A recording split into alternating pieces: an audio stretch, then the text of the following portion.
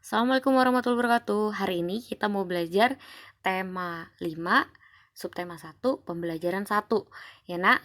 Yang udah ngambil bukunya bisa dilihat dari halaman berapa nih? Halaman 1 ya. Kalau belum ada bukunya nanti hari Selasa diambil ya. Nah, kita lihat ya. Subtema 1. Kerja keras berbuah kesuksesan. Tahukah kamu bahwa Indonesia memiliki peranan dan posisi penting dalam perekonomian negara-negara ASEAN? Pengalaman belajar di negara-negara ASEAN. Hari ini merupakan hari yang penting bagi Udin, Edo, Beni, Siti, Dayu, Lani, dan teman-teman sekelasnya. Mereka akan berkunjung ke pameran budaya ASEAN yang diselenggarakan oleh Sekretariat ASEAN yang terletak di Jakarta. Wah, tidak sabar rasanya Udin dan teman-temannya ingin sampai di sana. Kebetulan saat ini mereka juga sedang belajar mengenai negara-negara tetangga. Mereka ingin sekali melihat bukti dari yang mereka pelajari. Sesampainya di arena pameran, Udin dan teman-temannya dibagi menjadi beberapa kelompok. Pameran diikuti oleh 10 negara anggota ASEAN. Masing-masing anjungan tampil menarik dengan ciri khas tiap negara. Anjungan Indonesia tampil dengan ciri khas rumah Toraja yang unik dan menarik. Nah, lihat di halaman 2 ya. Ya, halaman 2 nih. Terdapat juga anjungan khusus yang dikelola oleh Sekretariat ASEAN. Udin menghabiskan banyak waktu di anjungan ini. Anjungan ini menampilkan berbagai informasi tentang peran ASEAN dalam mengembangkan wirausaha kecil. Anjungan ini juga menampilkan berbagai produk wirausaha dari tiap negara. Berbagai produk kreatif ada di sana. Ada jaket kulit dari pengrajin negara Indonesia, ada manisan buah Thailand dalam kemasan kaleng, ada alat penyeduh kopi klasik Vietnam, serta ada pula aplikasi agribisnis yang dikembangkan oleh pemuda Indonesia untuk menghubungkan petani dan konsumen. Nah, terus paragraf selanjutnya. Edo terkesan dengan berbagai makanan khas, kata dia. Memang Edo selalu tertarik dengan makanan dari berbagai daerah. Ada singkong santan khas Thailand, ada pho dari Vietnam, ada larp dari Laos, dan masih banyak makanan lain yang namanya pun baru Edo ketahui. Makanan khas tiap negara menunjukkan ciri khas sumber daya alamnya. Beni tertarik dengan anjungan negara Brunei yang menampilkan wayang asik khas negaranya.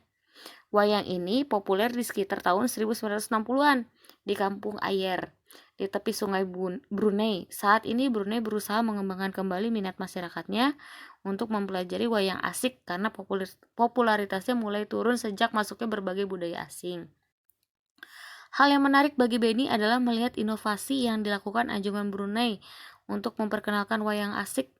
Berbeda dengan wayang Indonesia yang menampilkan sosok legendaris dunia pewayangan, wayang asik ini menampilkan sosok tokoh manusia dalam bentuk kecil. Tinggi wayang hanya sekitar 8 hingga 10 cm.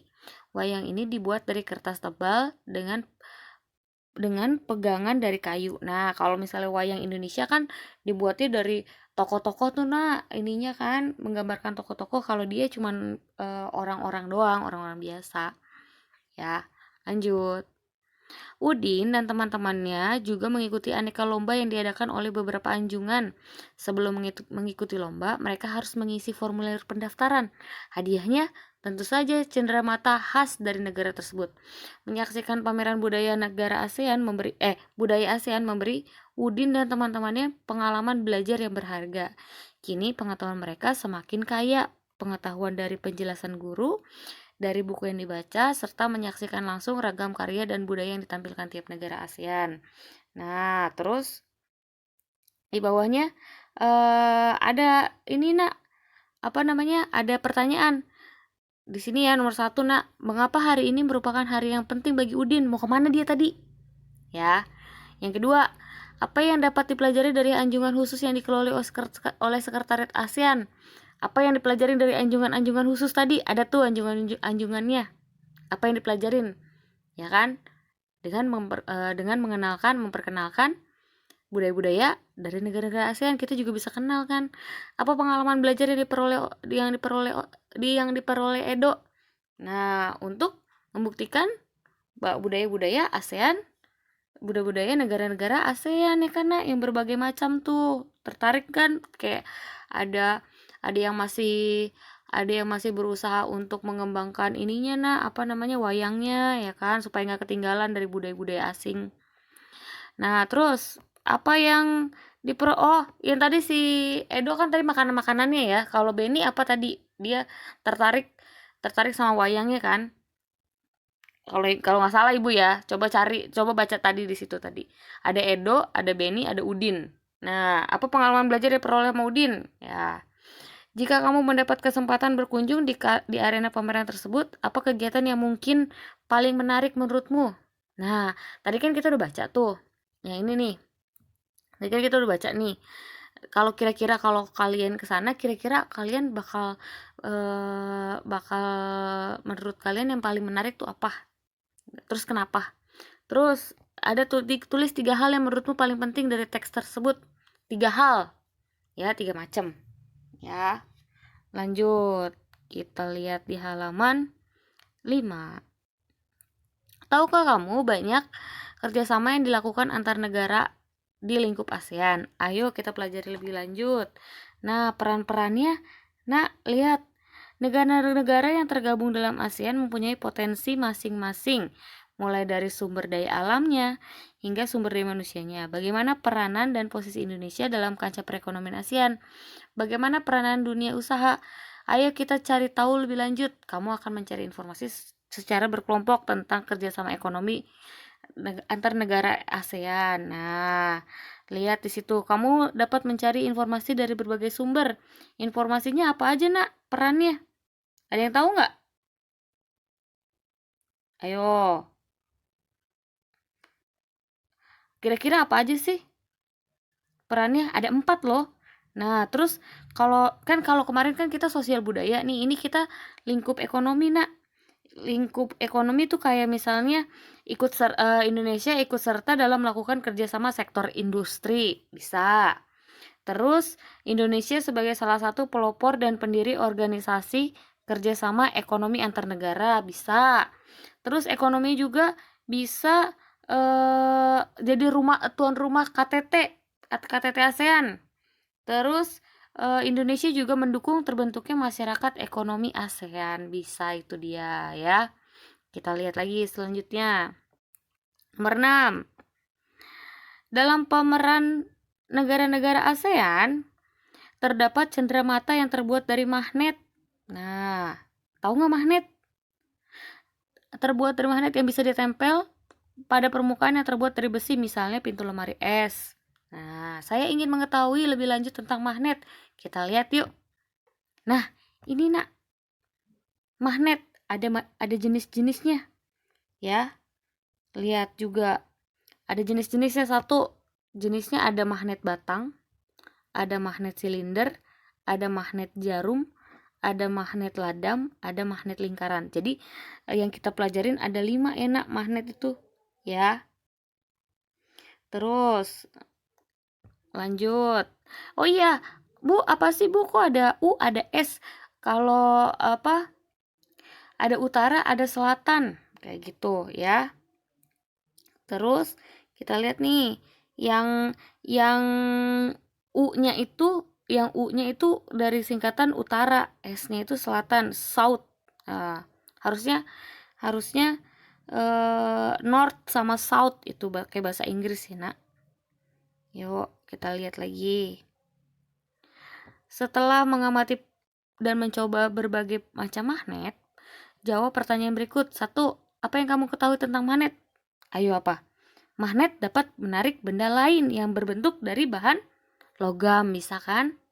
Nah, tapi tidak semua logam juga bisa punya daya tarik yang sama, nak. Ada yang kuat, ada yang enggak, ya kan? Kita lanjut. Apa jenis-jenis magnet? Yang tadi 5, ya. Yang tadi Ibu bilang U sama S, apa tadi? Ibu udah jelasin. Jelaskan perbedaan bentuk-bentuk masing-masing magnet. Ada magnet yang tadi bentuknya kan apa? Yang jarum, ada ladam, batang. Perbedaannya kalau U kayak huruf U, ladam tuh kayak apa? Tapal kuda kan, kayak sepatu kuda. Batang cuman kotak, lingkaran, jarum yang kayak jarum tuh, ya kan? Ya, kita lihat. Nah, di halaman 9. Tahukah kamu, lebih dari 2000 tahun lalu, orang Yunani yang hidup di Magnesia menemukan batu yang istimewa. Batu tersebut dapat menarik benda-benda yang mengandung logam. Nah, tadi kan magnet itu adalah batu yang dapat menarik benda-benda yang mengandung logam. Ketika batu itu digantung, batu tersebut berputar. Salah satu ujungnya selalu menunjukkan arah utara, karena batu itu ditemukan di Magnesia. Orang Yunani menamanya magnetis litos. Orang Yunani tidak mengetahui lebih lanjut bagaimana sifat-sifatnya, namun mereka telah mengamati ciri-ciri bahan yang disebut magnet. Saat ini banyak teknologi menggunakan magnet, kayak pengeras suara, layar TV, kaset merupakan contoh-contohnya. Ada kutub magnet. Ini ada contoh yang magnet U. Kutub-kutub magnet, semua magnet mempunyai ciri-ciri tertentu.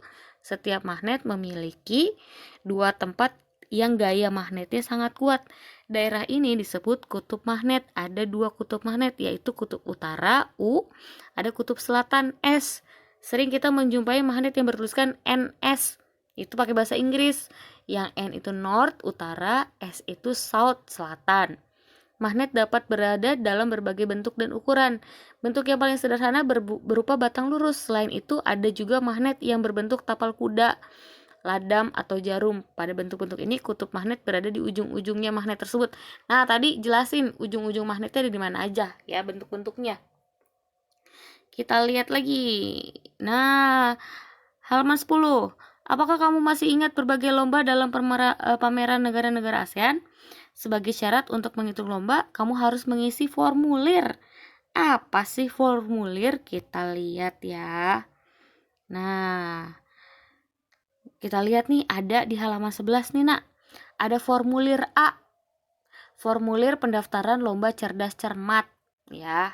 Di sini ada format-formatnya tuh, identitas, nama, lengkap, umur. Tapi sambil kalian lihat ya, ini formulir, Ibu jelasin nih. Formulir itu adalah sebuah kertas yang berisi beberapa pertanyaan formal yang harus diisi, ya. Di situ. Ingat-ingat, formulir apa tadi? Adalah sebuah kertas yang berisi beberapa pertanyaan formal yang harus diisi. Nah, sesuai dengan kebutuhannya. Kayak misalnya pendaftaran lomba cerdas cermat berarti tentang cerdas cermat. Ya, Bu, berarti kalau misalnya formulir sama semua enggak? Beda lah. Kalau cerdas cermat, lihat yang diperluin apa, nama, umur, kelas. Kalian lihat ya ini ya. Nah, di halaman 12 ada contoh formulir kegiatan ekstrakurikuler yang B nih. Beda kan sama yang tadi? Makanya Ibu bilang tadi kertas yang diisi yang sesuai penggunaannya. Ada contoh-contohnya ya. Nah, di halaman 12 yang di bawahnya, apa saja yang kamu temukan dalam kedua formulir tersebut? Apa aja tadi? Ya, ada apa tadi? Persamaannya, cari persamaannya. Ya, nanti kalian cari di halaman 11 sama 12. Terus, yang nomor 2, apa perbedaan antara formulir A sama formulir B? Yang A ada apa? Yang B ada apanya? Kalian tulis di situ ya. Formulir tujuan dari formulir A. Ayo, formulir A tadi di formulir A ada apa? Ingat nggak? Ingat nggak di halaman 11? Ya, di situ ada jenis lomba yang yang akan diikuti kan? Kalau misalnya yang B, ada nggak yang yang diikuti? Nggak ada kan? Nah, yang di sini berarti yang tujuan dari formulir B adalah untuk kegiatan ekstra kurikuler. Mengapa formulir itu kita butuhkan? Karena untuk mendata, Nak. Ya, mendata apa yang kita perlu isi. Kayak misalnya kita untuk mengikuti apa. Kalau misalnya nggak ada formulir terus ikut lomba, tiba-tiba nama kamu siapa? Ya kan nggak tahu kan. Kapan kita harus mengisi formulir? Ketika ikut pendataan, ya kan? Nih. Nah, apa yang kamu dapat simpulkan tentang formulir? Ayo tadi formulir. Jadi penggunaan formulir penting apa enggak? Penting karena kenapa nih? Coba simpulkan, ya. Jadi tugasnya ada di halaman nih sekarang ya, mudah-mudahan ngerti ya kalian ya. Jadi tugasnya lumayan banyak ya, Nak, hari Senin nih soalnya. Ada di halaman 3 sampai 4 ya, yang itu yang tadi yang Edo, Beni sama Udin. Terus tugasnya lagi ada halaman 8 sampai halaman 8 aja, Nak. Halaman 8 ya, ini halaman 8 nih, 3 sama 4, terus 3 sama 8, nomor 8, halaman 8. Terus yang tadi halaman 12 sampai 14 ya. Bukan yang diisi formulir, yang bawahnya nih, yang halaman 12 tuh yang bawahnya. Yang bawah ya. Oke. Jadi hari ini ada 3 tugas nih, Nak, ya. Yang tadi yang Edo, Beni, Udin, terus yang halaman 8 ini yang tadi magnet, terus 12 sampai 14 yang tadi formulir. Oke. Mudah-mudahan ngerti ya, Nak. Di situ Ibu udah jelasin, dibaca lagi ya. Selamat mengerjakan. Assalamualaikum warahmatullahi wabarakatuh.